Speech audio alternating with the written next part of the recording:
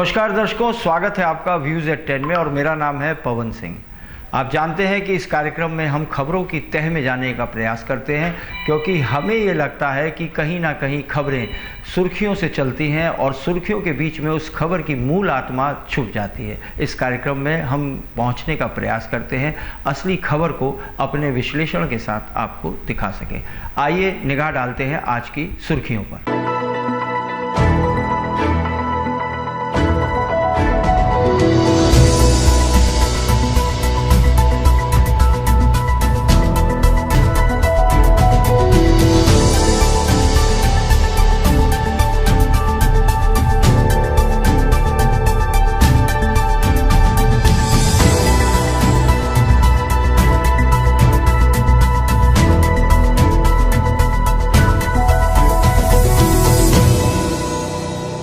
आज के कार्यक्रम की शुरुआत करते हैं एक अच्छी खबर से।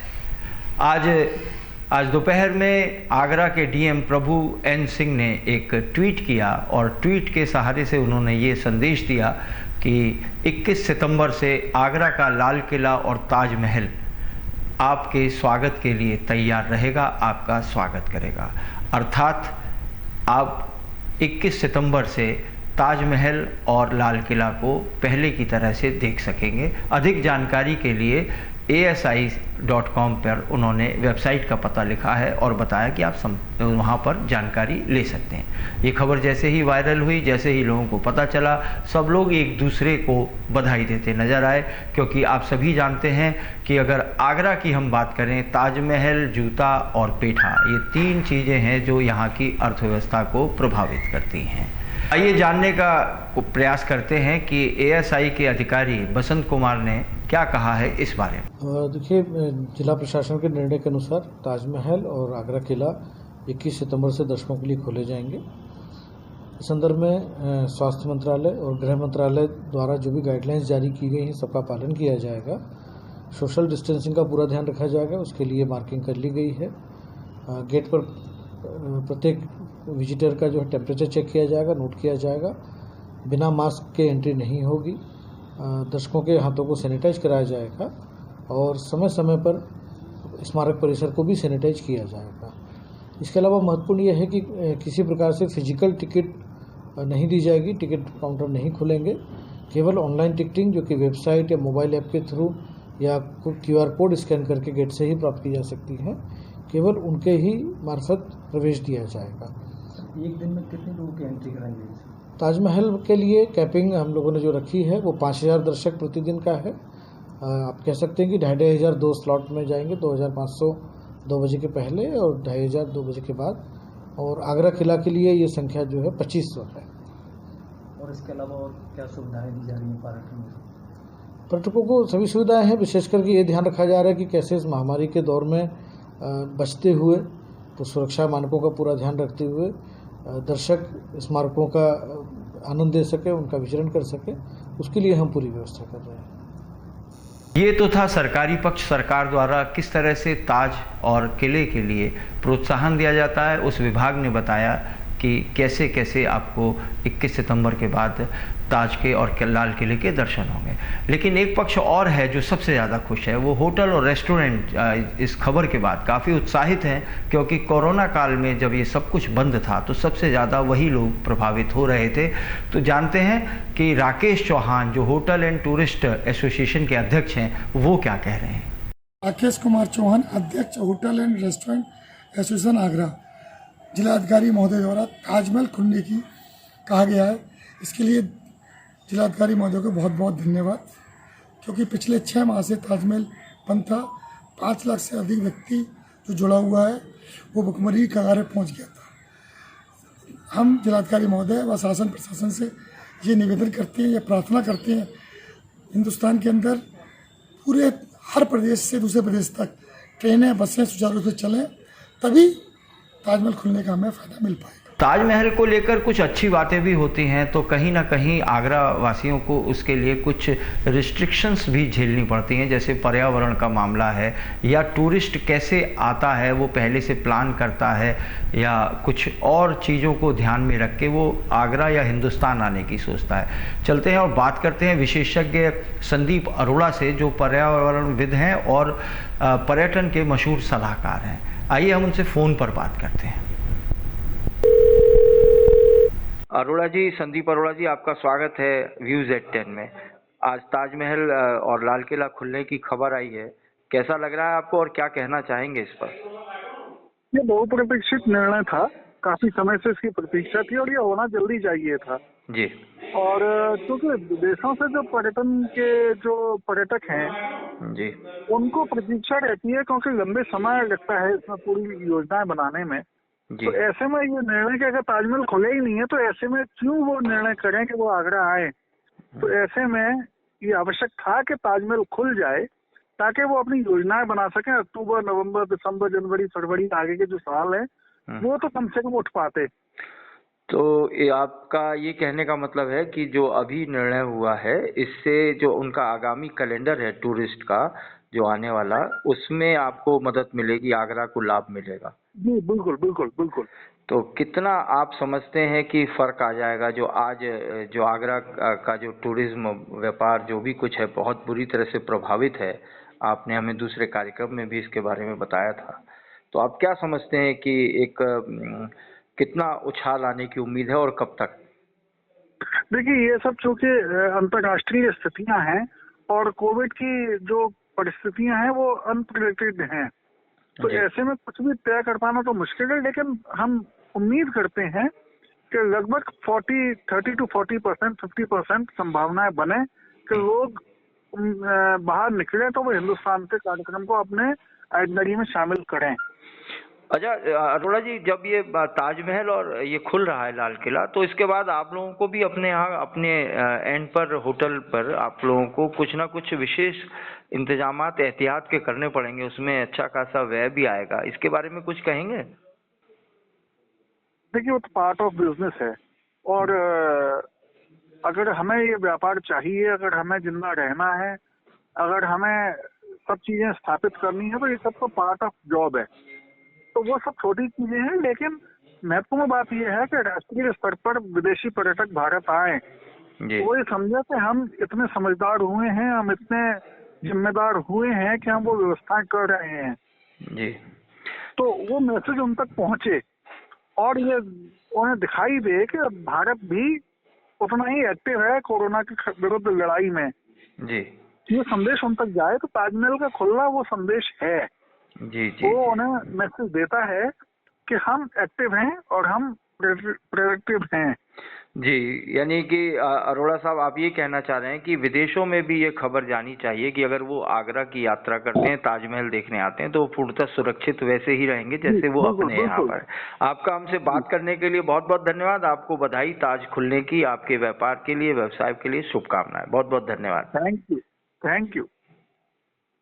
ये थे संदीप अरोड़ा जी, जो एक पर्यावरणविद हैं और मशहूर पर्यटन सलाहकार हैं। उन्होंने बताया कि हमें ये संदेश विदेशी पर्यटकों तक, सैलानियों तक ये ज़रूर पहुंचाना होगा और समय रहते पहुंचाना होगा कि आगरा, यदि आप ताज और फतेहपुर सीकरी, लाल किला और दूसरे स्मारक को देखने के लिए अगर आप आ रहे हैं तो आप उतने ही सुरक्षित हैं जितने अपने घर में हैं। ये जिम्मेदारी कहीं ना कहीं सरकार के ऊपर है कि इसका अच्छे से विज्ञापन दे और उन लोगों तक संदेश पहुंचाए।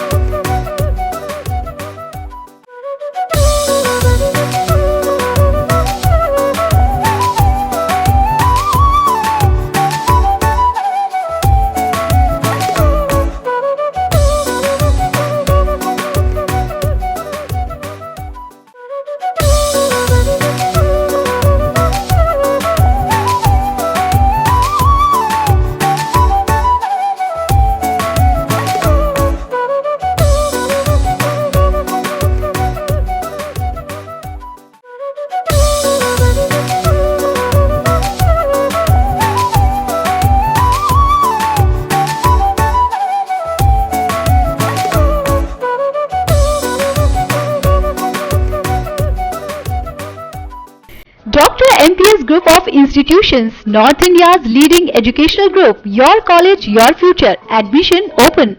Prepare to win with MBA plus PGDMA plus placement. Do BBA, BCA, BCom, BSc and MSc Biotech. Taste the flavor of success with BSc and MBA in Hotel Management. Scholarship for outstanding performances in academic and extracurricular activities. For admission, contact Dr. MPS Group of Institutions, Agra, Delhi Highway, Sikandra, Agra. Call 9359090501. दिक्कत तो सबसे बड़ी ये है कि तीमारदार बाहर खड़ा रहता है, शीशे में से देखता है कि उसके मरीज के क्या हालात हैं।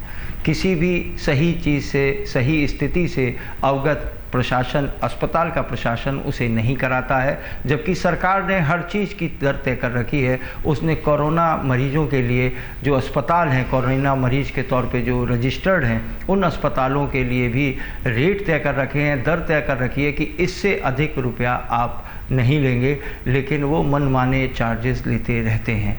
पैसा व्यक्ति एक बार मैनेज कर जाएगा, लेकिन यदि किसी उसके परिजन की मौत, मृत्यु ऑक्सीजन की कमी की वजह से हो जाए, वो भी उस मरीज को शिफ्ट करते हुए हो जाए, तो ये सबसे बड़ी दुखद बात होगी। अगर वो उस समय दम तोड़ता है जब उसके परिजन जो विदेश में बैठे हैं और वीडियो कॉल के जरिए अपने परिजन को स्वस्थ होकर, दूसरे कोरोना से नेगेटिव होकर दूसरे अस्पताल में जाने के माजरा देख रहे होते हैं, उनको कितना दुख होता है जब एक मरीज लगातार ऑक्सीजन की वजह से दम तोड़ देता है। आइए इस घटना के बारे में सबसे पहले जानते हैं आगरा के सीएमओ आरसी पांडे क्या कह रहे हैं। आज हमारे पास ये शिकायत प्राप्त हुई है कि एक व्यक्ति की मृत्यु हुई है, जिसमें उनकी लापरवाही लिखा गया है। इसके लिए हम अपने 2 अधिकारियों के द्वारा जांच करा रहे हैं और जांच के बाद में ही 2 दिन के अंदर उनसे आख्या मांगी गई है। तो कौन कौन से ये अधिकारी हैं, आप किन किन बिंदुओं पर जांच होगी? ये डॉक्टर वीरेंद्र भारती हैं, ACMO, और डॉक्टर राकेश अग्निहोत्री। जो बिंदु इसमें बताया गया है इनकी कंप्लेन में, इनके सबके हम साक्ष्य के साथ में सबका जांच करवाएंगे और करा के जो भी कार्रवाई बनती है वो विधिक कार्रवाई उनके खिलाफ जरूर की जाएगी। सर, जिस तरीके से जो कोविड का प्रोटोकॉल है, जो उत्तर प्रदेश सरकार ने बिल्कुल स्पष्ट एक शासनादेश दिया है कि इससे ज़्यादा L1, L2, L3 हॉस्पिटल में तो खर्चा नहीं होगा, उसके कई गुना ज़्यादा वसूली की गई है। तो सर ये बहुत ज़बरदस्त आम जनता की जेब पर डाका डाला जा रहा है। इसकी भी जांच कराई जाएगी, क्योंकि प्रोटोकॉल उनको सबको दे दिया गया है और उनको सारे रेट दे दिए गए हैं कि इस रेट से अधिक आप कोई पैसा नहीं चार्ज करेंगे, लेकिन अगर उन्होंने किया है, इसका प्रूफ मिलता है, उसके खिलाफ भी कार्रवाई की जाएगी।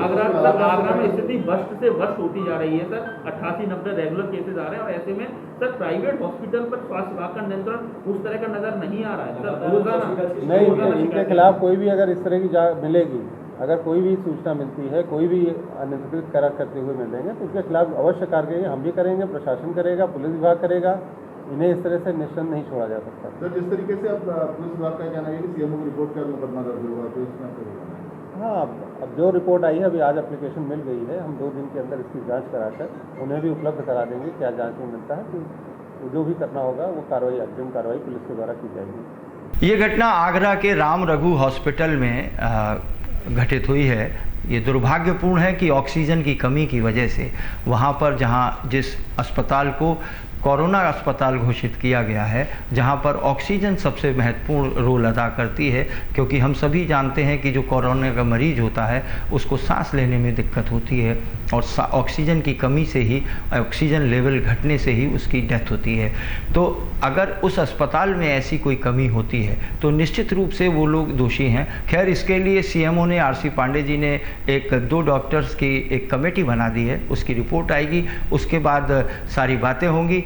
ये व्यूज़ एट 10 और ताज न्यूज़ इस बारे में आपको पल पल का अपडेट जरूर देता रहेगा, क्योंकि यह हमारी नैतिक जिम्मेदारी है। शिक्षा और चिकित्सा जो हमारे जीवन को प्रभावित करती है, हम उस पर अपनी तेज नज़र रखें, आपको सच्ची सच्ची खबरें सबसे पहले दिखाएं। आइए जानते हैं इस घटनाक्रम में मृतक के पौत्र का क्या कहना है। कहते हैं कि ऊपर वाले के दरबार में कोई भी पैसा, किसी का भी पैसा काम नहीं करता है। यदि कुछ काम करता है तो वो मजबूरों की दुआएं काम करती हैं। आपने कितने मजबूर लोगों की दुआएं ली हैं, उनके लिए बेहतर काम किया है, वो सबसे अधिक काम करता है।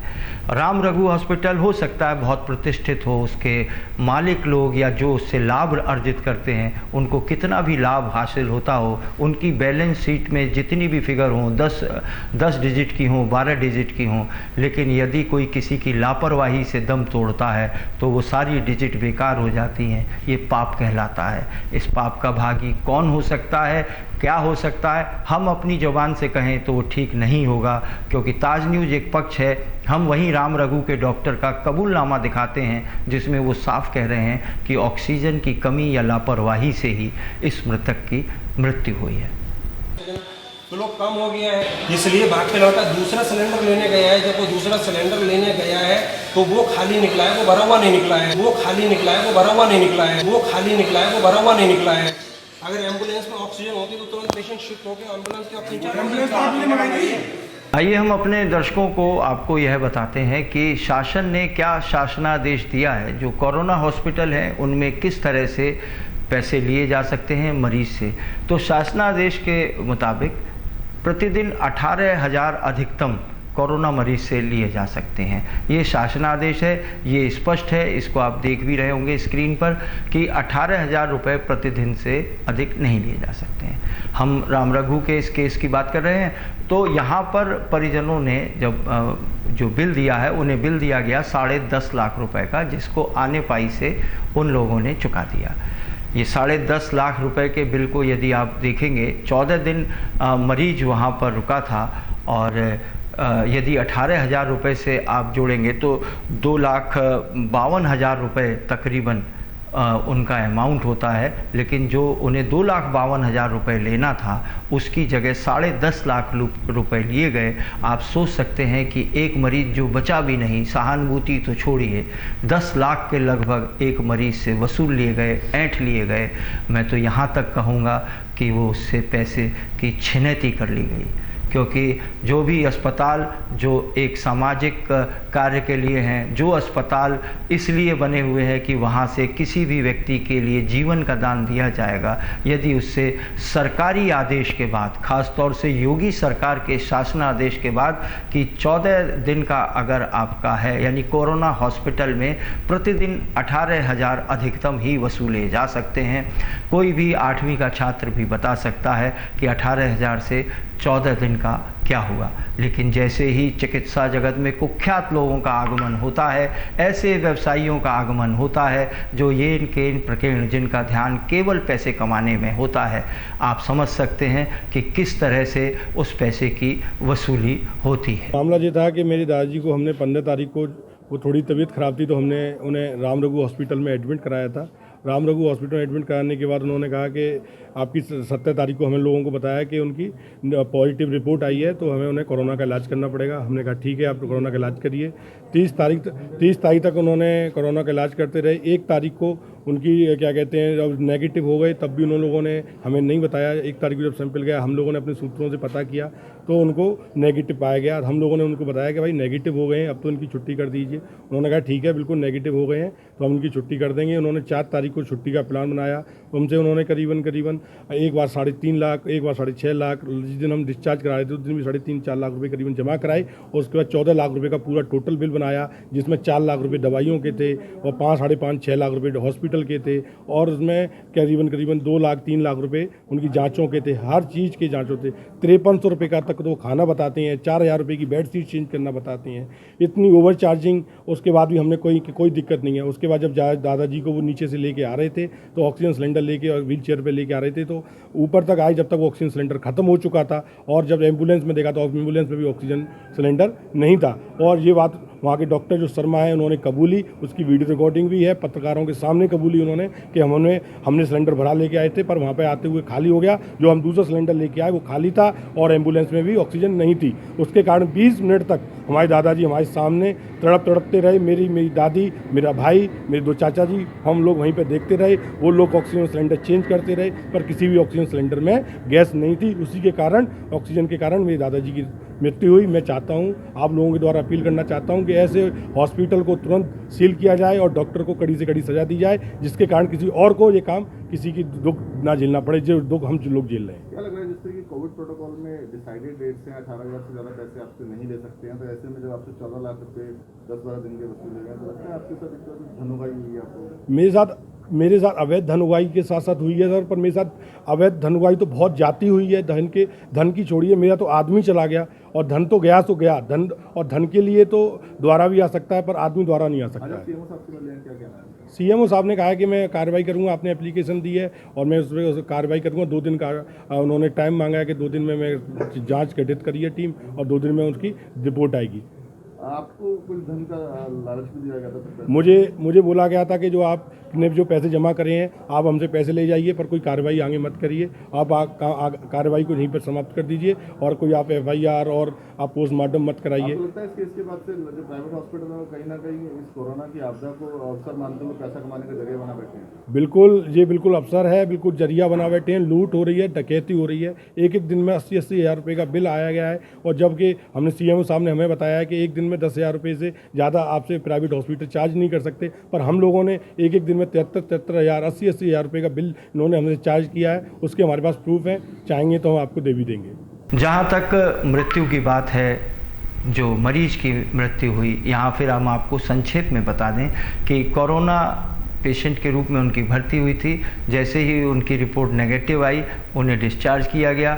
सिलेंडर उनके साथ रख के उन्हें व्हील चेयर पर डिस्चार्ज किया जा रहा था। आश्चर्यजनक रूप से एक एम्बुलेंस मंगाई गई। जब आप डिस्चार्ज करते वक्त उसके साथ सिलेंडर रख के उसे एम्बुलेंस के लिए ले जा रहे हैं, तो आप समझ सकते हैं कि उस सिलेंडर की, ऑक्सीजन सिलेंडर की ज़रूरत उसे उस एम्बुलेंस में भी पड़ेगी।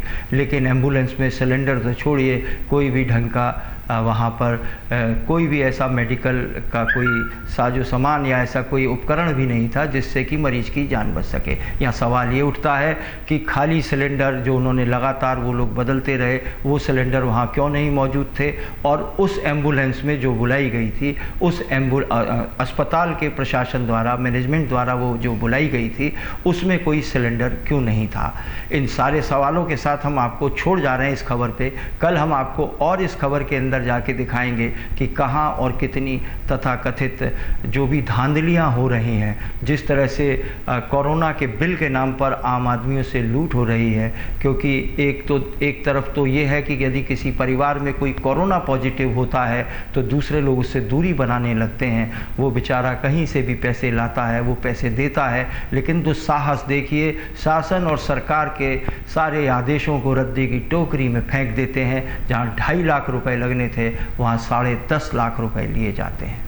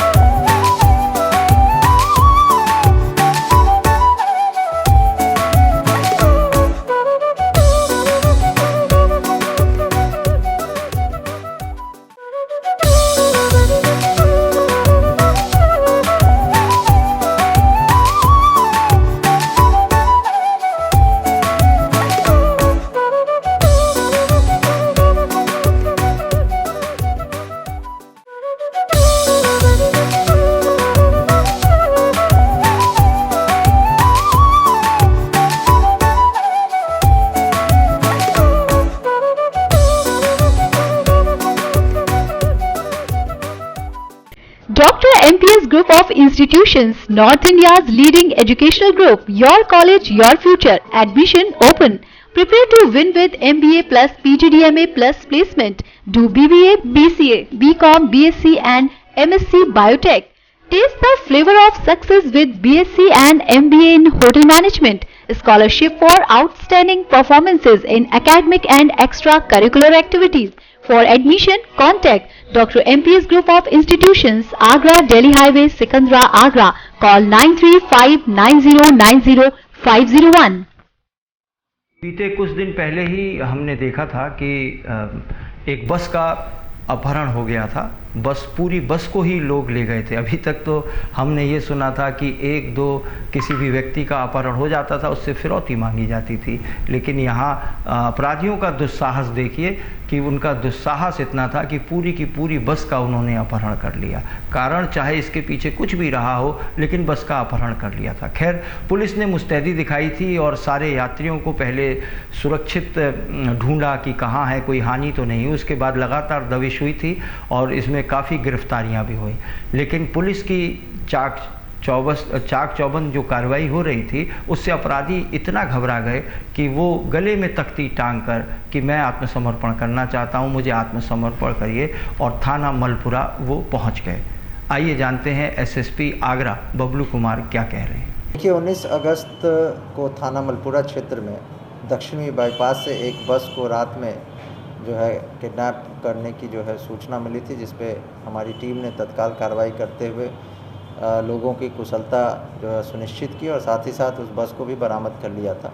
उस घटना का सफलतापूर्वक अनावरण कर लिया गया था, जिसमें से आज 2 वांछित अभियुक्त मनोज और सूरज जो कि दिल्ली के रहने वाले हैं, उन लोगों ने थाने में आके सरेंडर किया है। उन्हें गिरफ्तार करके जेल भेजा जा रहा है और इन सभी, चूँकि जिस प्रकार से ये घटना की गई थी, इन सभी अभियुक्तों के विरुद्ध चार्जशीट भेजते हुए जो है गैंगस्टर की भी कार्रवाई की जाएगी और साथ ही साथ जो मुख्य आरोपी है उसके विरुद्ध जो है जो संपत्ति जब्तीकरण की भी कार्रवाई प्रचलित है। पुलिस अब तक कितने आरोपियों को इस पूरे मामले में आपको सरेंडर में से पहले जेल मिल चुकी है? देखिए, कुल टोटल 12 अभियुक्त थे, जिसमें से 10 अभियुक्त अभी गिरफ्तार हो चुके हैं।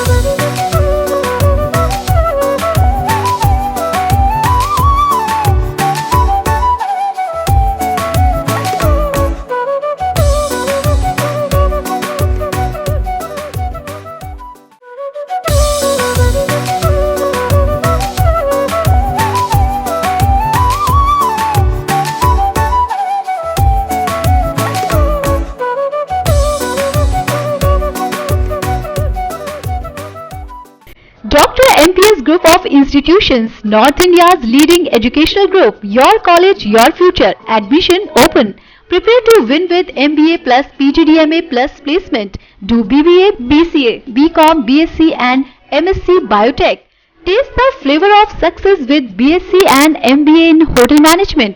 Scholarship for outstanding performances in academic and extracurricular activities.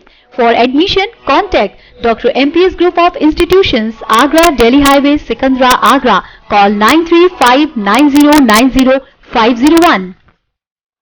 आज दोपहर बाद अचानक ताज न्यूज़ के ऑफिस में फ़ोन की घंटी घंटनाने लगी और हमारे एक दर्शक अरविंद सिंह ने हमें बताया कि पास में ही धू करके बहुत तेज़ आग लगी। उन्होंने हमारे पास कुछ विजुअल्स भी भेजे।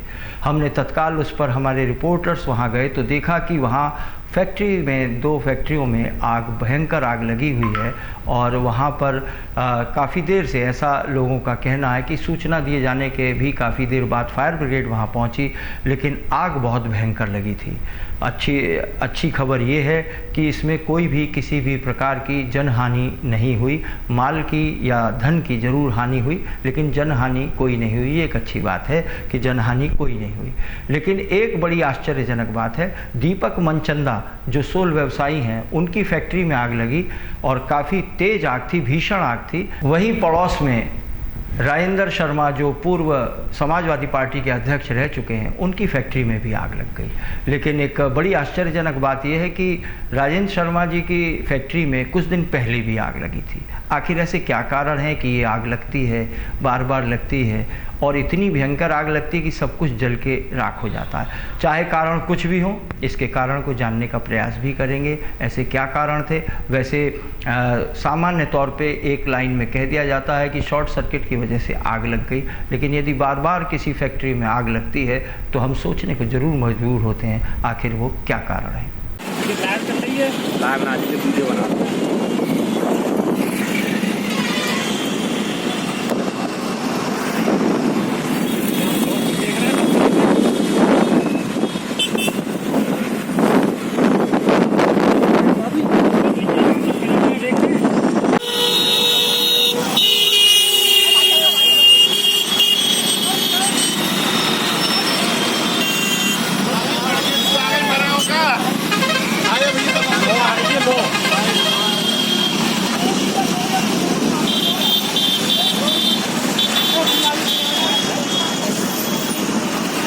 इस संबंध में हमने बात की एसपी सिटी आगरा से।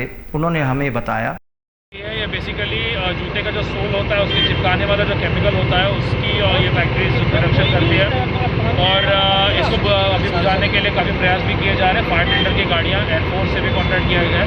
साथ ही में मथुरा जो जिला है वहाँ से भी कई फायर टेंडर की गाड़ियाँ मंगवा ली है। कोई जनहानि अभी तक कोई जनहानि की सूचना नहीं है।